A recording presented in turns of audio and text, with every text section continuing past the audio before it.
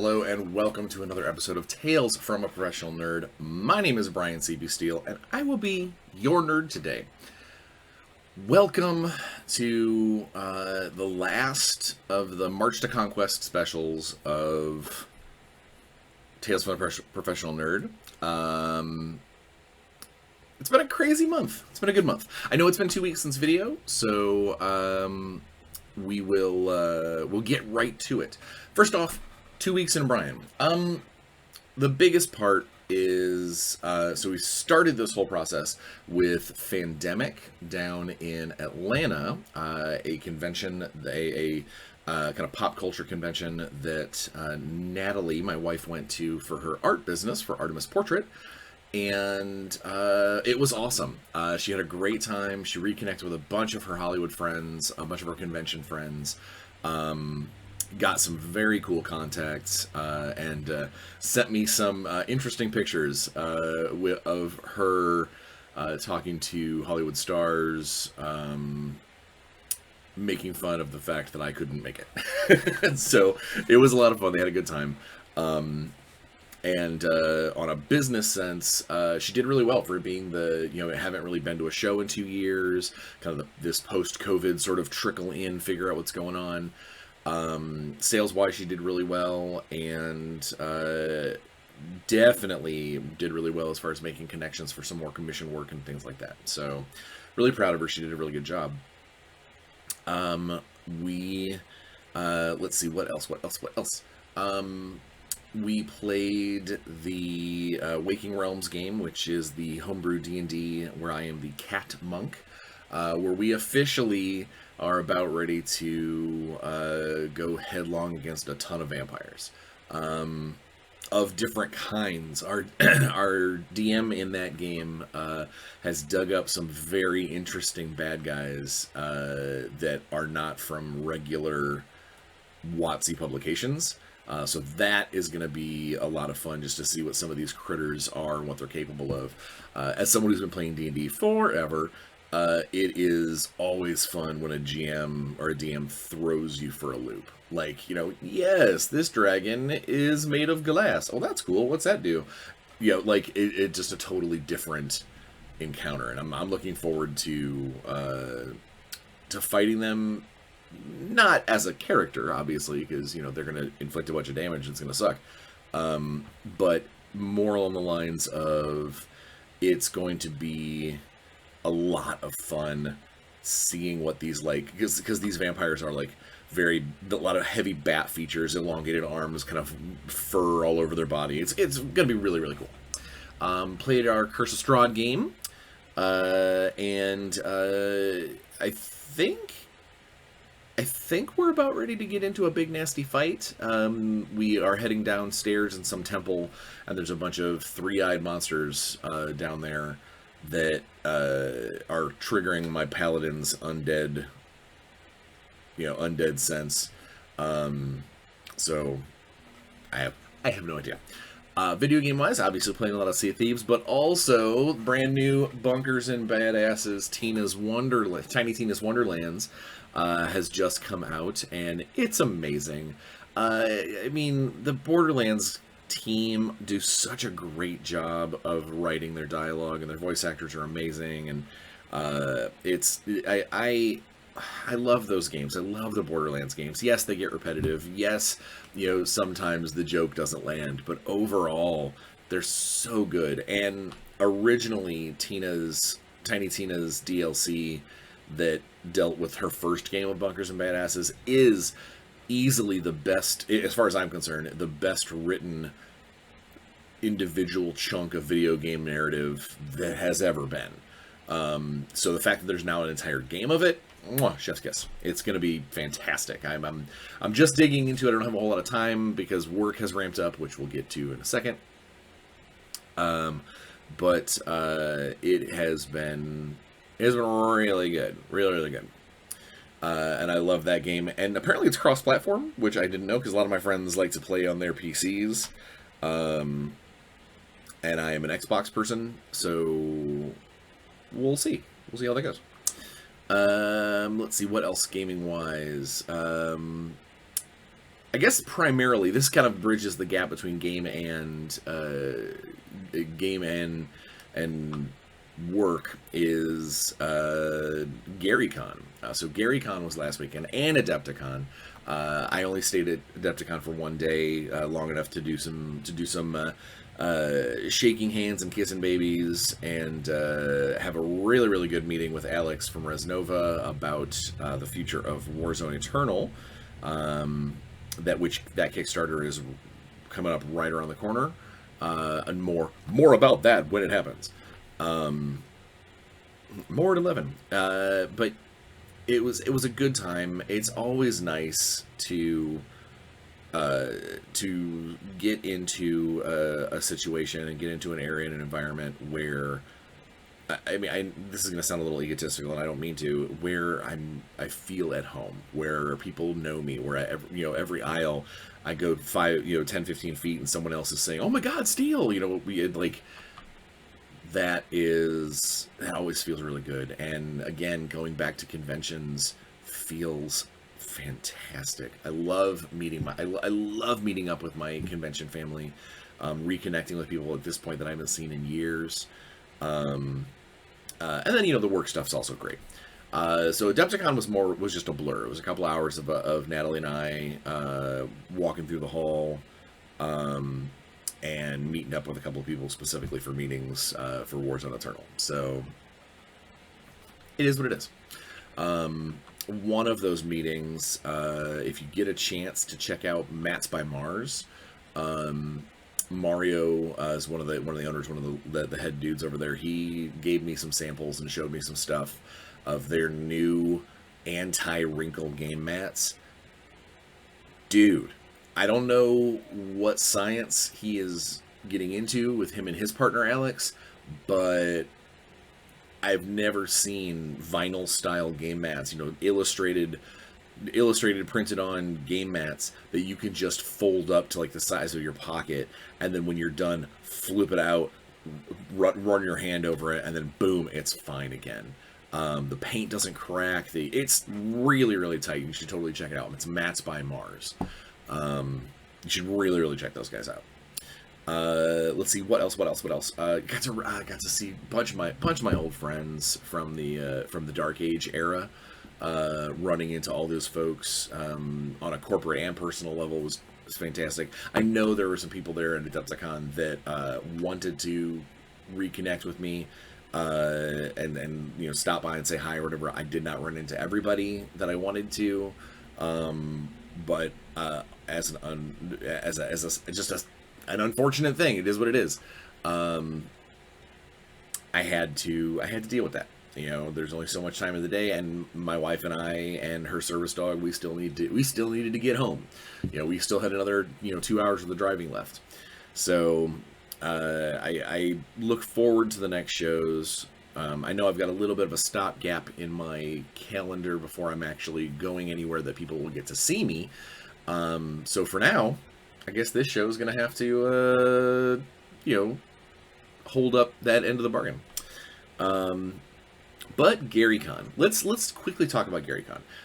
We'll bleed work into Garykhan, because Garykhan is what I want to discuss before we play a very cool clip that I did earlier on. Work-wise, I'm finally getting into a commission from one of my regular clients, a bunch of Thousand Sun stuff that I'm not sure why I kept putting it off. I know I had a couple of other things that kind of took precedence, but I'm getting to it. If Andy, if you watch this, Oz, if you watch this, it's coming. I'm working on it in my spare time. It's happening. I promise. But as far as other work goes, I'm still working on Warzone stuff. That's going to be actually ramping up here real soon to being a little bit more of a regular thing. More on that as I can dole out the information. But the other thing is I still spend my 1 hour a day, every day, Monday through Friday, on the Renegade Discord channel.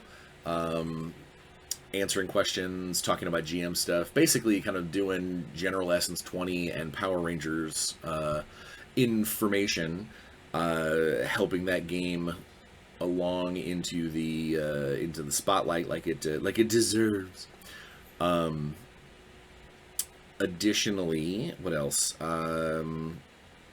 Oh yeah, the actual Renegade gig. I have been very busy throwing down words on a secret project that when that book comes out, it's gonna that is going to be one of those benchmark Essence 20 moments when this book comes out. There's gonna be a lot of people from a lot of different corners of our gaming fan circles that are going to be like, oh my gosh, this is cool.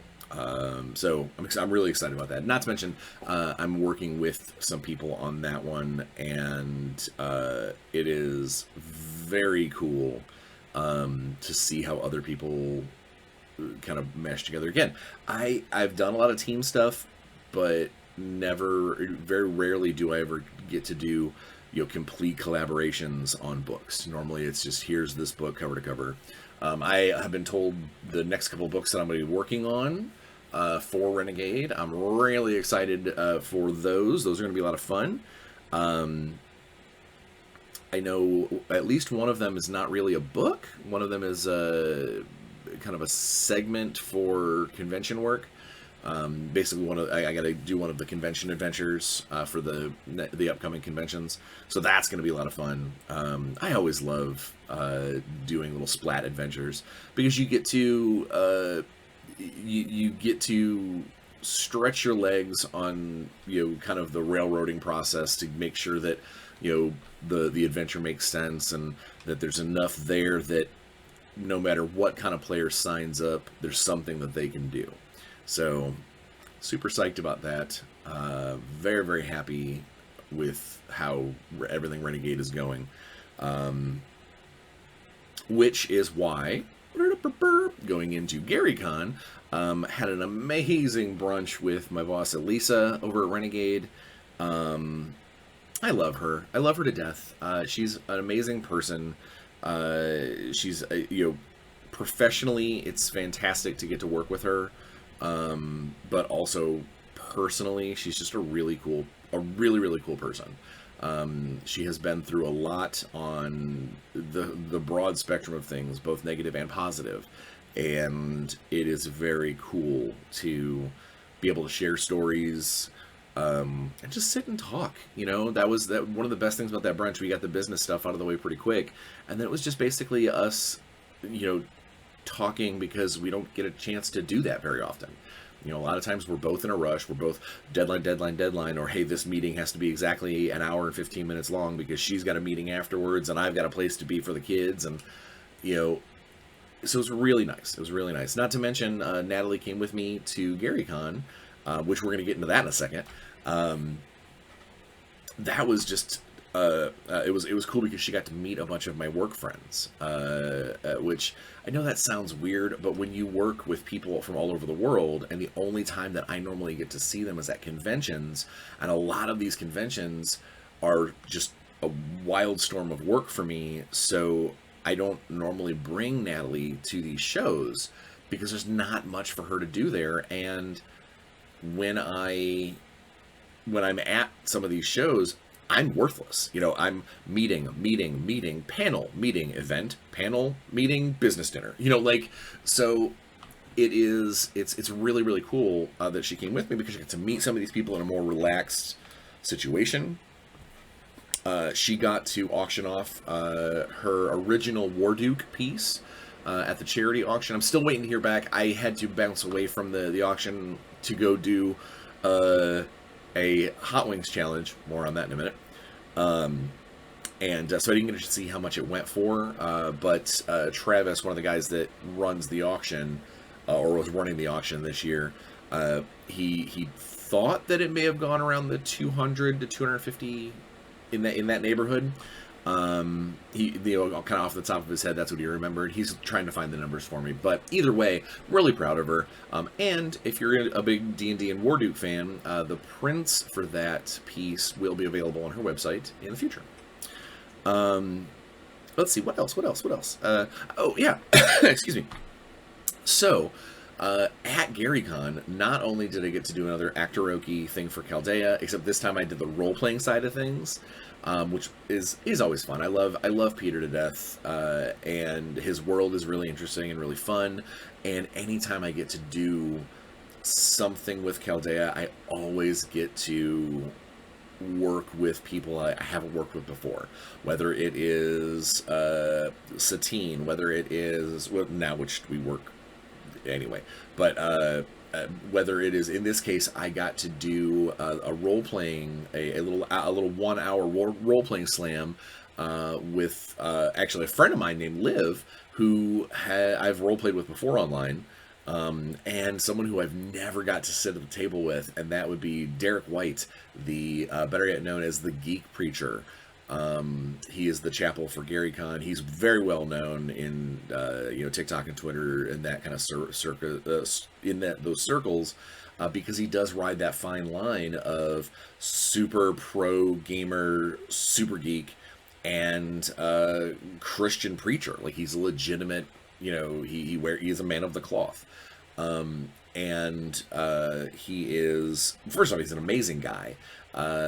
We've become friends through TikTok and things anyway, but getting to actually sit at the table with him for an hour was a lot of fun, and I'm looking forward to hopefully getting a chance to work with him some more in the future. Not to mention, watched this space, he has a documentary that I know that at least looks at like the Satanic Panic and like the rise of gaming through that hard time in the 80s and early 90s. He's got an actual like a documentary movie. And hopefully I'll have good news about that. He hinted at something down at Garykhan, told me, gave me a secret, but I can't tell you yet. Hopefully I'll be able to tell you about it soon. So I got to do that, and then and then Thursday night was Satine and Jameson's wedding. I love those guys.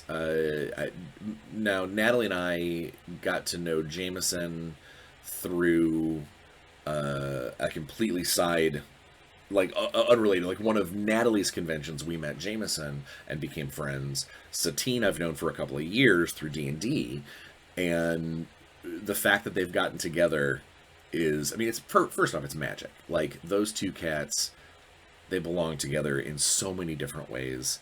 But then from an outsider looking in, as a friend to both of them, and then now friends, closer friends as couples.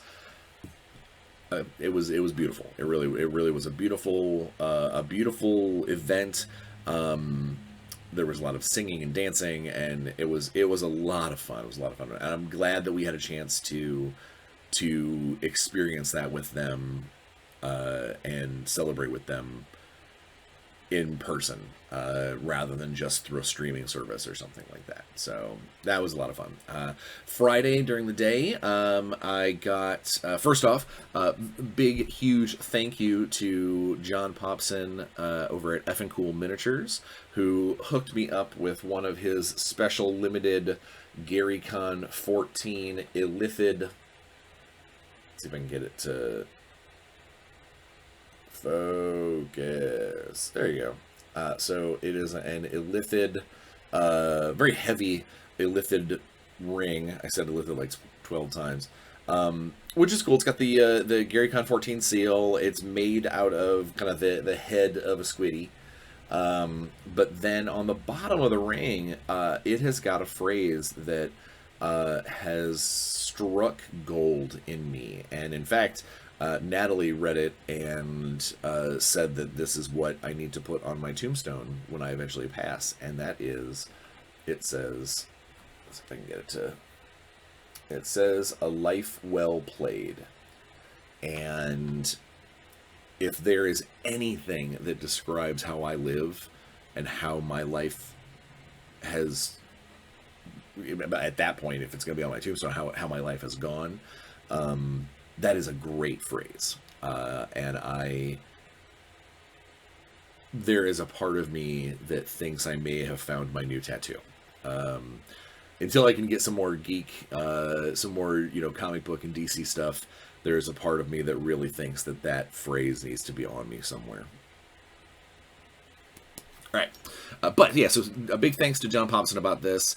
And then also, I got a chance to run a couple of my my unofficial 5e Spelljammer games, a couple of sessions for a total of 12 amazing people.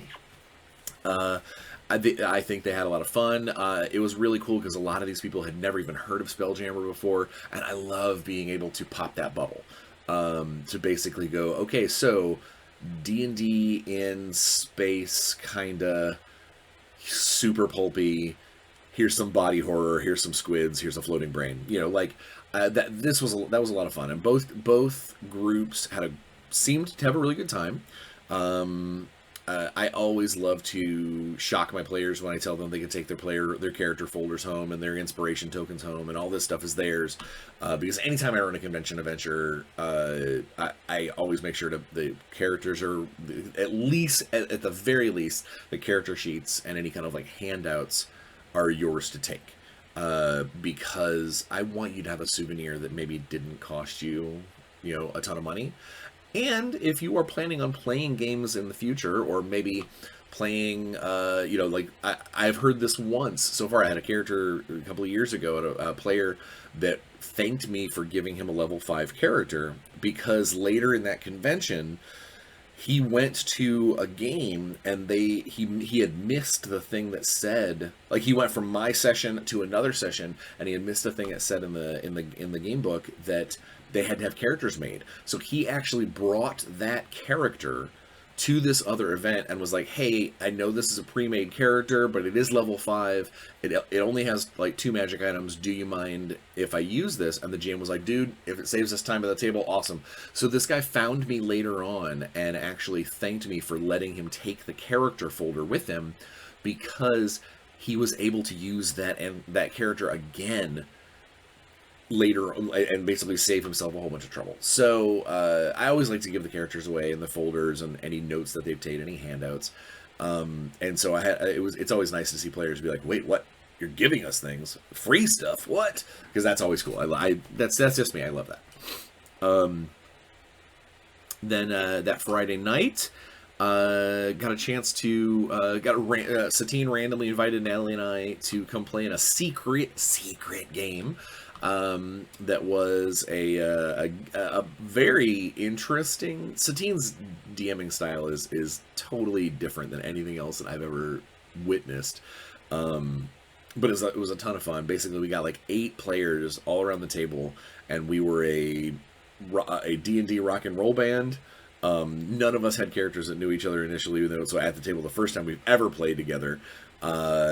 And it was just a fun couple of hours of trying to win the Battle of the Bands at the Yawning Portal, which was a ton of fun, but it was also apparently sponsored, or rather Satine is sponsored by Upper Deck, and so they gave us these cool things. They gave us a set of dice, which I don't have nearby. They also gave us this really cool, it's super durable D&D character portfolio.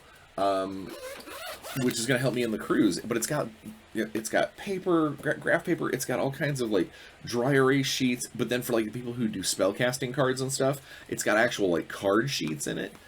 It's really groovy, and it's very very well made. It's all stitch binding. The zipper's real heavy duty. As soon as I get an opportunity to figure out what spells my sorcerer is going to have. I'm going to print everything out and fill this up for my character on the role-playing game cruise in May, because that will be way easier to carry around than my laptop or anything like that on a cruise ship. So super excited about that, and not to mention it is padded enough and thick enough that I should be able to put my Wormwood dice tray, my wormwood old dice container, and my level up dice. I should be able to stash that in there, keep it all together with a pencil and stuff. I'm very psyched. I'm very happy that Upper Deck gave those to us, and it was just a lot of fun to play that game. On Saturday, got to play some Rpex.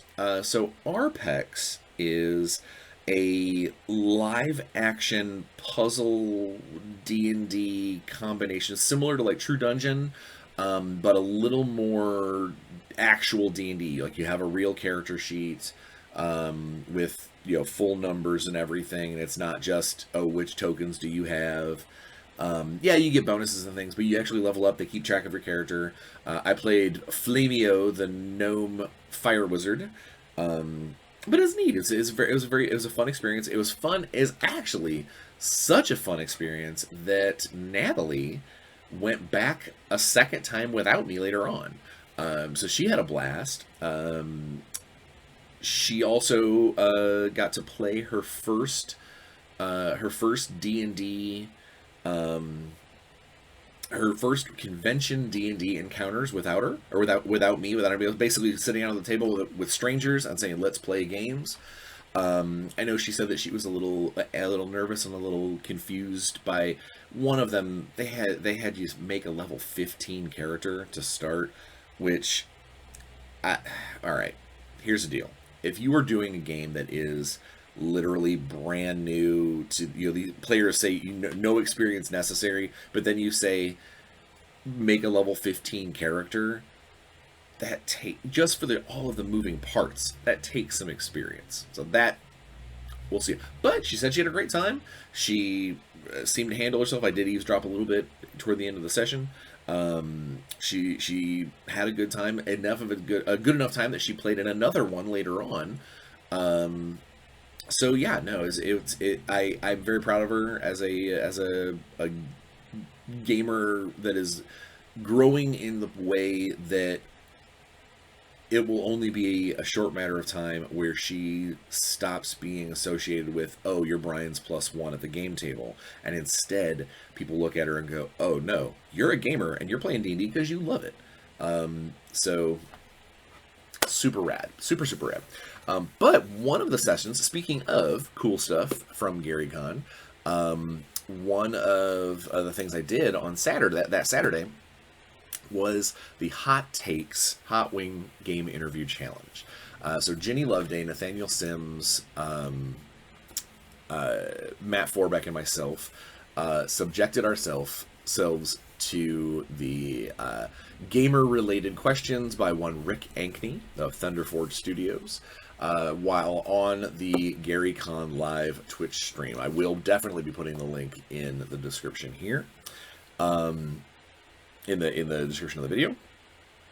And we basically ate increasingly spicy wings while answering questions about the industry, and it was just as entertaining as you thought it would be, or as we thought it would be. In fact, I've already had several people come forward and say that looked like an amazing time. It was super fun. It was super hilarious. Are you doing it again next year, and where can I sign up? So I haven't talked to Luke yet about whether or not we're going to be able to get another slot. But here's to hoping. I would love to be. I would love to be able to say that I started a trend at Garykhan. Started a tradition, you know, a traditional event that happens. So that's cool. Also, some of those sauces are literally no joke. Like, I like spicy food. I made it through all 10 wings.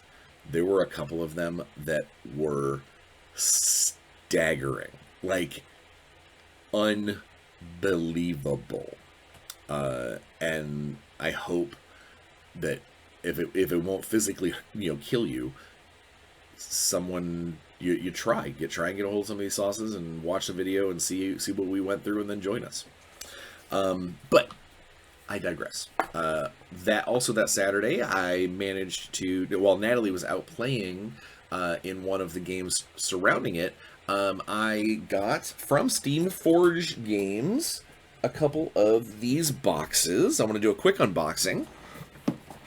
So these are called the Epic Encounters. The Epic Encounters are 5e compatible, 5e compatible kind of adventure sets. That in this case, this is the Shrine of the Kobold Queen, and the box includes 20 miniatures, a double-sided game mat, an adventure book, stats for all the monsters, and then tips and tricks for building tension and excitement as a game master. So basically, if you're a player and you want to play through these things, don't do that. Don't buy this. This is more for either someone who just wants models, someone who's like, I really just want the miniatures, and maybe like the mat and everything. But here I'm going to show you. It's completely on its own, because it's got, here's the adventure book, and it's a legitimate book adventure. It shows you how to go through the hatchery, how to, here's the stats on the critters. Very, very cool stuff. It has the actual 1" by 1" mat that you might need to run the game, and it is double-sided to cover all of the different places that you'll go. And then in here we got the meat and potatoes of this. We have the miniatures themselves. High-quality plastic minis. In this case, we have 1, 2, 3, 4, 5, 6, 7, 8, 9, 10, 11, 12, 13. Looks like 13 kind of kobolds of various classes, 4 little flame-spitting lizard riders, 1 winged kobold, 1 kobold shaman, and then a volcanic magma basilisk. Now, that's this one.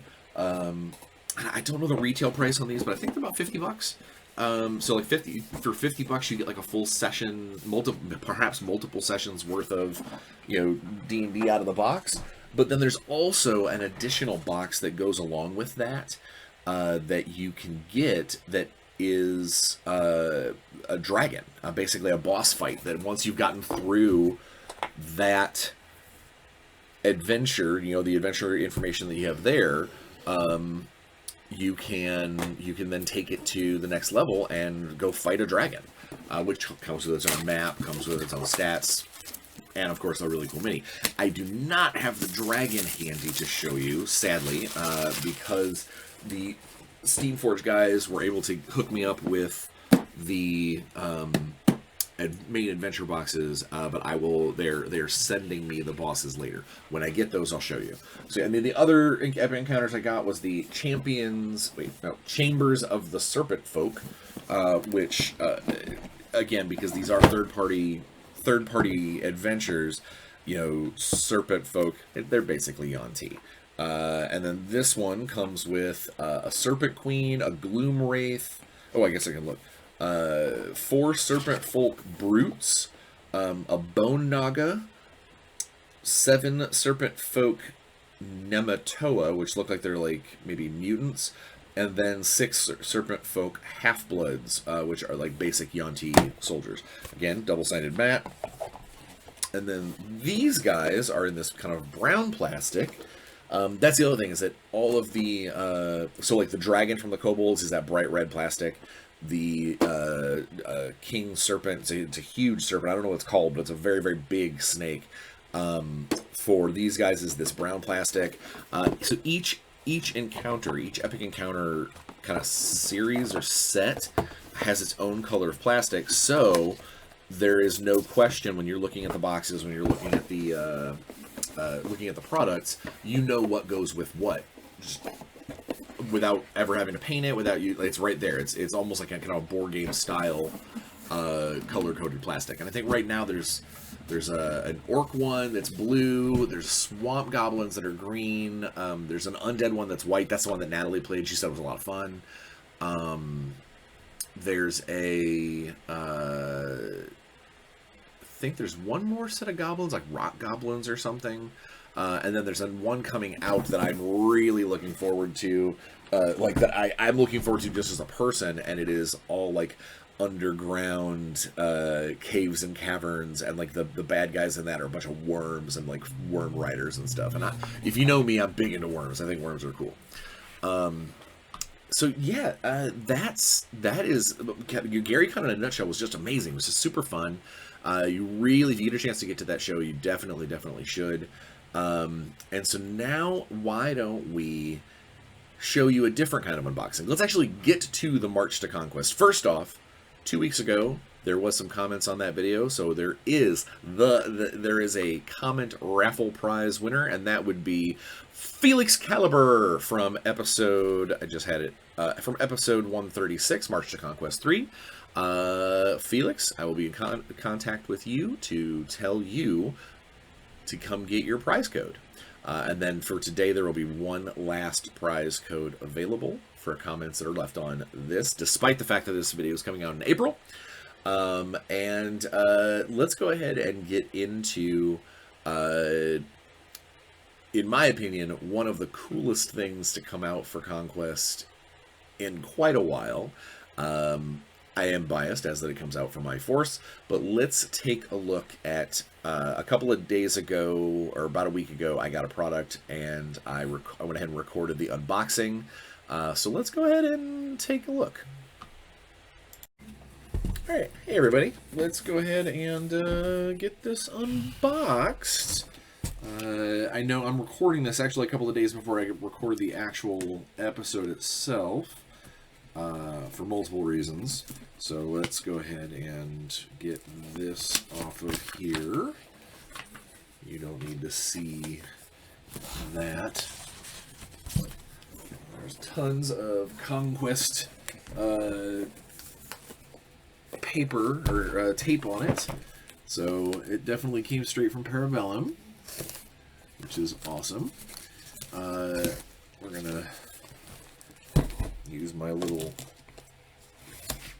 fancy scalpel to open everything. I just changed blades on it, so that should be easy. All right, let's. Woo, doggy! Thank you, Parabellum. All right. We have the Dwagum Hellbringer Drake, brand new kit. Very cool. If you hadn't already picked up, I actually play the Dwagum when I play this game. So let's get this box open and take a look at how cool this new kit is. So it's no secret, the first couple of waves of Parabellum's like very early stuff was, the plastic was a little weird, the sprues were a little thick, they had very thick connection points, but it was definitely, they were still, you know, they were fine models, they're a good product, but they were a little harder to mess with. I've noticed that the newer stuff is made of a better plastic, it's got better connections, they're all labeled, and it is, I think that it's really spells a good direction for the rest of the models. So let's take a look at what this brand new Hellbringer Drake, let's see, okay, slipcover is, so it's got this cool slipcover, so if I wanted to keep it as like a poster or something, I could. Now it is good to note that this particular package comes with the regular Drake. It does not come with the I believe it's the ironclad Drake. You know what? I actually looked that up real quick because I have the internet right here. So let's do that. I want to find out. I forget what the name of the other version of the other Drake is. So the Hellbringer Drake, this one is the shooty version. Now, mind you, it's still an up-close monster. In fact, if you've been paying attention to the rest of the March to Conquest, you'll know what these stats are. So it's 180 points, so decent cost. Its maneuver is 8, volley of 2, clash 1, 8 attacks, 12 wounds, 3 resolve, 3 defense, and 2 evasion. So, you know, is it gonna win you every game in the world? No, of course not. However, it is the ranged combat version. The ranged combat version has strong arm, so it always gets to do its full. It's never considered obscured from range. It has armor piercing 1. It has barrage 10 out to 20 inches. It has cleave 1, so even in close combat, it's still ignoring one of your points. It has overcharge. Overcharge is this regiment may take a special overcharge action in each of its activations. If it does, place an overcharge marker beside the regiment. When the regiment makes a volley action, you may discard any number of overcharge markers. Each marker discarded in this way increases the number of shots in the volley by 2, the armor piercing by 1 for all the shots in the volley. Should the regiment lack armor piercing, it gains armor piercing 1. Now this thing already has armor piercing 1, and because it's a monster, it gets 2 actions a turn. It gets to do its march shoot, it gets to do its aim shoot, it gets to do its move clash or charge clash or whatever. So it's got those 2 actions. So depending on when it comes in and where it might be, does it secretly take 1 overcharge action per round? May take a special overcharge action. So it's not free, but you get to add that overcharge token. So if you do that the first 2 or 3 turns that it's on the field, and then dump it, you could have an armor piercing like 3 or 4 barrage 17 or 18 attack. It's pretty impressive. All right. Ooh. Got that fresh from the factory smell. All right. So first thing I noticed coming right out of the gate is that it's got the big Conquest monster base. And I love the Conquest bases. I think they're cool. I will say this. I understand that it's more than likely it's because these models can also be used in their First Blood Skirmish version, but I guess I don't understand why if you're only going to have one thing and it's going to be on something this big, just leave it in that thing. I don't know. Okay, call me weird. It seems weird, but it's still cool and I like it. All right, so what else we have here? We have, so we've got sprue. Now it's very, very heavy, dense plastic. It's a very dark plastic too. It is reminiscent of like the terrain plastic used by like GW kits. And I don't know if people know what I'm talking about or not, but there's varying levels of sprue plastic in the industry, and in this particular instance, this is very dense, very spiky, very, very dense, very it is not going to get dinged up. It is not going to get damaged very easily. It's very, very cool.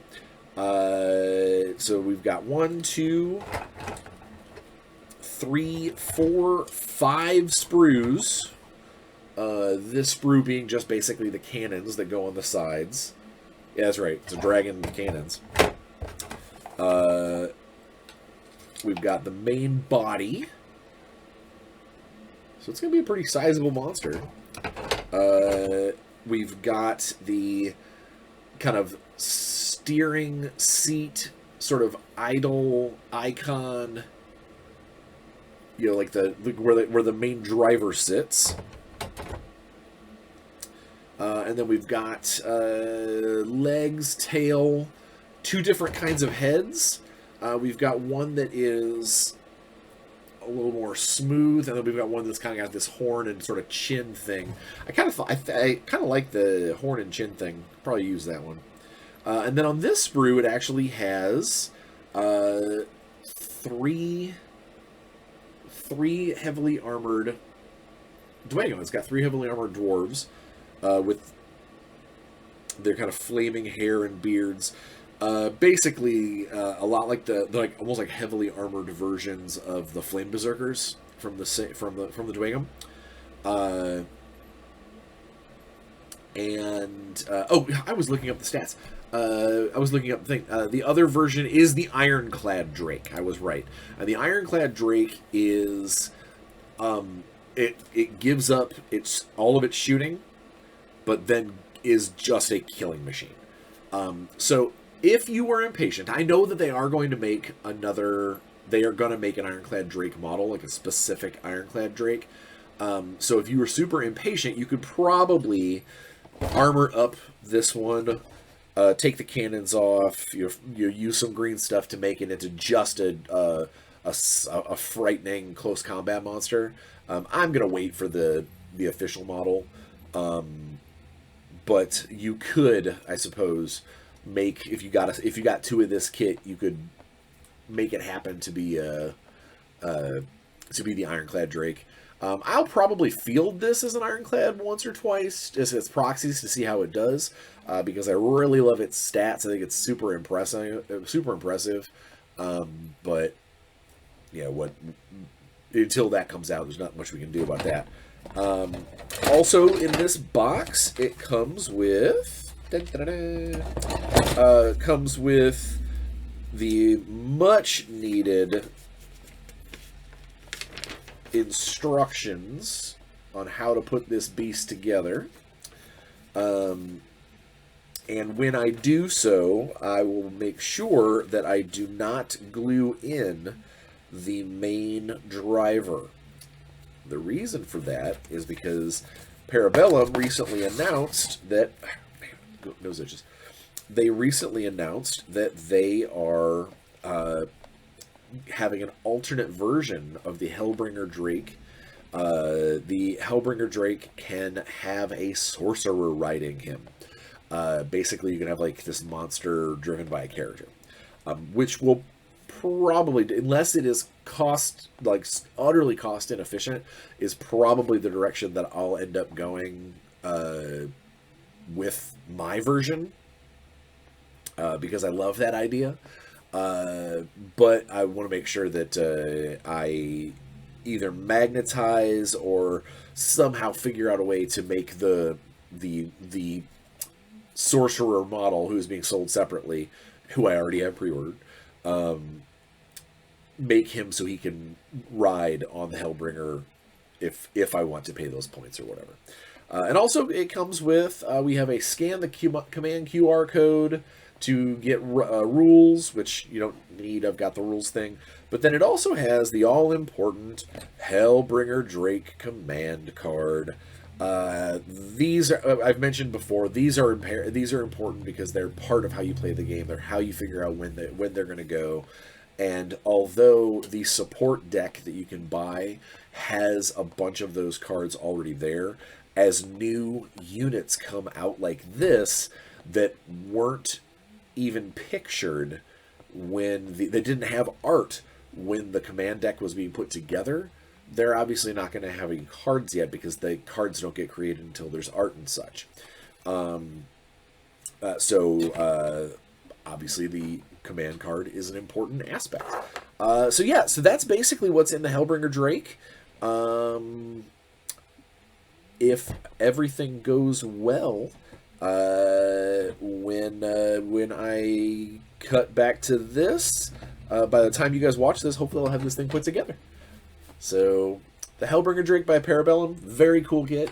Thank you, Parabellum. Let's see what's next. All right, so so I just did the unboxing, and then let's go ahead and take a couple of minutes real quick to show you something cool. Earlier in the March to Conquest, I mentioned the large monster base. Large monster base. But I didn't show you large monster. Check this dude out! So here is the Hellbringer. God, he's so cool. Mine's a little off-center. I did that actually on purpose, because He leans, like where his feet are positioned, he leans a little bit. I wanted to make sure that he was not she, he, it, they, I don't know. I wanted to make sure that he was going to be nice and centered for the purposes of the guy. And also I can turn it slightly, so long as, I've got my arc degrees for the game and for people who attack it. Not to mention, having it off-centered a little bit means that front foot's not going to be all up in the enemy unit. If I had it more centered, that's going to lean out far enough that it's going to run into the units that try and fight it. So if I have it where his head and the hand is a little off, now it is straight. There's nothing in the way, unless I'm fighting like super giganto ogres or something. And even then, if I turn it just a little bit further, now I've even got more clearance. So long as I make sure that, I note which is the front, it'll be fine. But yeah, so check out this monster. So it's, first off, it is a heavy plastic. I'm going to get it off the base. It is a heavy plastic. It is huge. I mean, like, this is a big critter. I have not put it up against, like, next to the apex predator. But it is roughly the same height as any of the Jotun from Nords. It's girthy, to say the least. I mean, like, it goes over the sides of the base. Like, this is a big beast. Now, one thing you'll note is that I don't have any of the crew on there, because it does come with two adorable little, I think they're called like Hellbringer Chargers or something. Basically, if you look at them, they're like little I don't know if I'm gonna be able to get it so you can see it.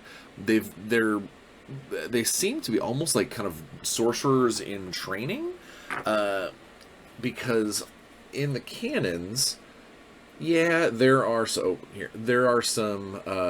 controls and things, but like the primary kind of firing mechanism, there's a little handprint, like a little handprint thing that they put their hand in, and like there's little like almost like crystal ball things on the top. I'm definitely gonna, when I get around to painting this, I'm definitely gonna paint them as kind of a crystal ball, because I see these cannons as kind of like magically empowered bazookas, and these little guys, they're chargers.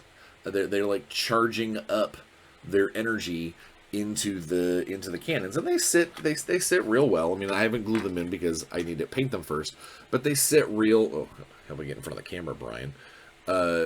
They sit real well right here. So once I get them painted, I'll be able to glue them down so they're looks like they're kind of like focused on the controls and getting the cannon to do what they're supposed to do. But I don't have them glued in because I need to get them painted first. And then this last guy, the actual driver, he's pretty cool. He's just a little kind of flame-haired, crazy guy, goggles, pointing his little hand out, being like, "Hey, let's go over there." And the way he is built, here we go. They've got him. If I can find the spot. Come on, friend. Where his hand, he basically like is like he's sort of like standing. He's not on the chair, because then he'd be all wackadoo. They've got him kind of standing in the front with his like foot up. He's like sort of just kind of posed, like he's pointing, go that way. He's definitely not sitting down in the chair, and this is actually extra helpful because I'm going to sink a magnet in his foot, because there is an additional way to field this thing that has specifically the Hellbringer sorcerer that stands in this chair. He's actually chained to the chain. He's like chained to it and floating. He's very, very cool. I was hoping to have him. If I would, hindsight being what it was, I ordered him. I pre-ordered him a long time ago. I would have had him if I would have thought about it, like the timing of these videos, I would have not ordered him and then just bought one at Adepticon because the Conquest guys were there selling him. But I didn't, knowing that I already had one coming. And you can't field two. So, I unfortunately he's not here yet. I'll show you when he's a done deal. But he's basically going to be magnetized to that chair area as well. So I'm going to sink a couple of magnets and make it so I can either field it as the character mount or field it as just the monster. But either way, this thing is just so rad. I can't wait to get it on the field and see how it performs. So of the two drakes, of the two dragons that the Dwayne get, the Hellbringer, this monster with the cannons, he is their ranged version, obviously. I don't know if the cannons gave it away. But there is a second drake. There is the Ironclad drake that I am particularly fond of. I really love the stats on that thing. And if what I think is going to be the case, I think what we're going to get is we're going to get another dino. We're going to get another drake. Dragons, not dinosaurs. Wadrun have dinosaurs. We're going to get another drake, except it's going to be even further. Like, instead of having this big backpack thing with the cannons, it's going to have armor. Like up and down, like, you know, kind of armor plates you can add to it, possibly some different legs, but it'll be a very similar critter. And then I think more than likely, instead of a big sorceress throne sitting on the back, what'll probably be happen is it'll probably have more like a war saddle or somebody like maybe like just straight riding it to control it. And if I were to guess, since this one has the sorcerer upgrade to it to make it a character mount, I'm gonna guess that there's probably gonna be a physical, like a whole rye physical character that can ride the Ironclad as well. But that's just I don't know that for sure. That's just a educated guess. But yeah, I can't. He's so cool. He's so cool. He's so big and he's so scary. I very much look forward to seeing this big bastard on the field. With Sorcerer War Without. Like, whether he's shelling the field with his giant cannons, or, you know, getting up close. Now, he is not as close for being a dragon. Yeah, he's still big and scary. He is not as killy in close combat than I expected. I expected him to be truly, like, you know, still a dragon. But they really did do a good job of, you know, his balancing factor is that he's still a big monster in close combat, but he is not undefeatable in close combat. So he doesn't become basically a linchpin that, oh, if he's at range he's shooting you, if he's at close he's killing you. You know, like, he's more inclined to be still kind of a cool centerpiece, but he's not going to outshine your general, your warlord. He's not going to outshine your giant block of dragon slayers. You know, he's gonna do work and he's gonna be awesome. But if your opponent manages to kind of figure it out with tactics and strategize and get him overwhelmed in close combat, he's gonna go down. So that is one of the things I do like about Conquest, is that I have yet to see. The closest thing is probably the Ice Jotun, the super frozen character version of the Ice Giant. That thing's rules are a little ridiculous. But overall, I haven't seen anything else, even out of the new Old Dominion stuff. Nothing really feels power creepy. Everything seems like it's got a cost for a reason. And again, a game that's about points, not about killing your opponent. An overpowered unit that costs a ton might not win you the game. it's gonna demoralize your opponent, that's for sure. And that's kind of what I'm hoping this monster will do. I'm hoping that seeing parts of regiments just get blasted apart by cannon fire before being charged by Thanes or something along those lines will be cool. And that's what I'm hoping. That's what I'm hoping out of this guy. Rawr. So here you go. A great way to finish out the March to Conquest. We talked a little bit about my last 2 weeks, but getting this bad boy put together, I eventually I will get him painted. I need to get some paint on my Conquest stuff all because I do love the game a lot, and I want to play it more in the future. And spending time painting the models from that game, it helps make things. It helps a lot. Yeah, honestly, it helps make. It gets you excited about the game. Yeah. So, from my house to yours, I hope you enjoyed the March to Conquest. This little series. I plan on doing more things like that in the future. Very shortly, we're probably going to be doing quite a few episodes on Warzone Eternal because the Kickstarter is coming out very soon. And I need to get everyone excited about that for lots of reasons. So please, please, please reach out and comment, like, share, subscribe. You know how it goes. About if there's anything that you want to see, that you would like me to talk about, please put it in the comments. Not to mention, as of today, this video will count towards not only a weekly awesome for the March to Conquest, since it is the last March to Conquest episode, but it'll also get you in the April comment raffle, which I've gonna have some cool stuff for that too. So you know how it is. Please, please, please. I know coming back out of the convention season, I've already heard a couple of my friends have picked up the COVID crud. Luckily, they are vaxxed and boosted and all that, and so it's just really kind of hitting them like a nasty flu or a little bit of a bad cold. One of them actually equated it to suddenly having strep throat.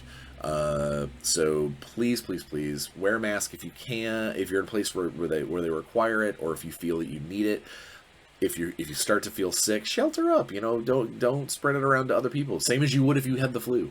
But get your vaccinations, get your shots, because everybody I'm talking to that has started picking up the crud, the corona crud from going into shows and the world's starting to come back together again.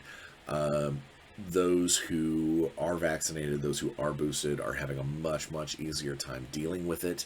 So please, please, please bite the bullet, join the scientific world, and get your shots, because at this point we're in a post-COVID world. You might get it just by being around other people in life, and if that's the case, you want it to not affect you as much as possible, and that will these shots will help, I promise you. So much love from my studio to your homes. Please, please, please be safe. I love you guys. I look forward to discussing more cool, amazing stuff in the future. But for now, for me and Flamey McFlameface here, be safe, have fun, play some games. Rawr!